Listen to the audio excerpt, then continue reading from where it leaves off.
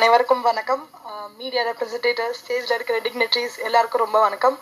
Cuts, first of all இந்த chance எனக்கு கொடுத்த ரைட்டர் டைரக்டர் ரங்கராஜ் சார் ரொம்ப ரொம்ப thank you sir.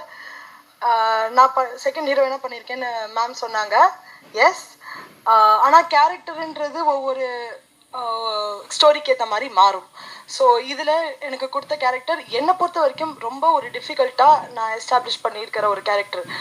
I was very blank. நான் உள்ளே போகிறப்ப அதுக்கான ஃபுல் சப்போர்ட் கொடுத்து எப்படி பண்ணும், என்ன பண்ணும், ஹவு ஷுட் ஐ போட்டு இந்த கேரக்டர் எல்லாமே எனக்கு கற்றுக் கொடுத்த ரங்கராஜ் சார் ரொம்ப ரொம்ப தேங்க்யூ சார். ஒவ்வொரு இன்ச்சான ஒரு டீட்டெயில்ஸ் நீங்கள் எனக்கு கற்றுக் கொடுத்தீங்க. Yes, it is a new platform. எனக்கும் இது ஒரு நியூ பிளாட்ஃபார்ம். ஆனால் நீங்களும் இதில் ஒரு நியூன்றது அவ்வளோ ஈஸியாக என்னால் கண்டுபிடிக்க முடியல. ஏன்னா நான் என்ன பண்ணுன்றது என்னை விட பர்ஃபெக்டாக நீங்கள் வந்து எனக்கு நடிச்சு கற்றுக் கொடுத்தீங்க. அண்ட் அதான், and I just want to say thank you so much for the opportunity. Everyone, all the dignitaries என்னை மென்ஷன் பண்ணதுக்கும், all the media representatives every ஒனுக்கு ரொம்ப மென்ஷன் பண்ணதுக்கும் ரொம்ப தேங்க்யூ. கட்ஸ் படத்துக்கு உங்கள் சப்போர்ட் கண்டிப்பாக வேணும். ப்ளீஸ் உங்கள் சப்போர்ட்டை கொடுங்க. Thank you so much.